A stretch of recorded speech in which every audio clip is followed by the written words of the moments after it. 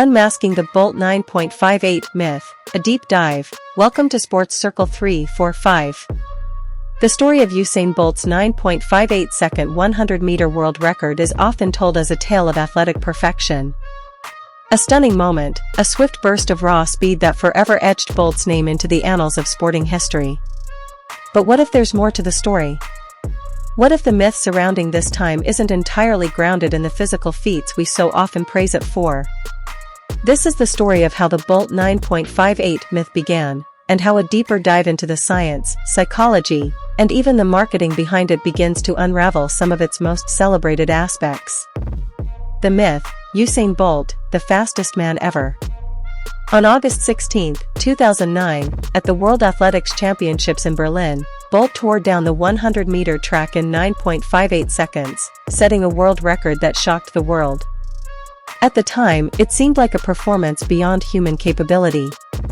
His stride length, his power, his technique, everything about it seemed perfect. The world saw Bolt as a nearly mythical figure, his long legs almost seeming to glide over the track, his grin infectious even as he reached the finish line faster than anyone else had ever dared to. But behind that iconic moment lies a more complex story, a mixture of fact, hyperbole, and selective storytelling. The speed, genetics, training, and the power of perception. Bolt's physical attributes played a huge role in his dominance: his height, his stride length, his muscle composition, and his mechanics.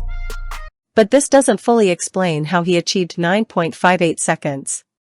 If it were just about natural gifts, Bolt wouldn't have needed the countless hours of grueling training he put in to build his explosive power, sprinting technique, and mental toughness.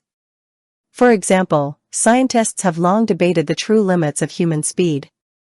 Some experts believe the theoretical maximum for a human sprinter is about 9.48 seconds, based on factors like muscle fiber composition and biomechanical efficiency. So when Bolt hit 9.58, it was close, but not necessarily the limit of human potential. There's still room for improvement, and in fact, experts argue that a genetically blessed sprinter with the right environment and training could still break that barrier. The human element, racing against time. So, what's the real story behind the 9.58? Was it the perfect race? Or was it the perfect set of circumstances?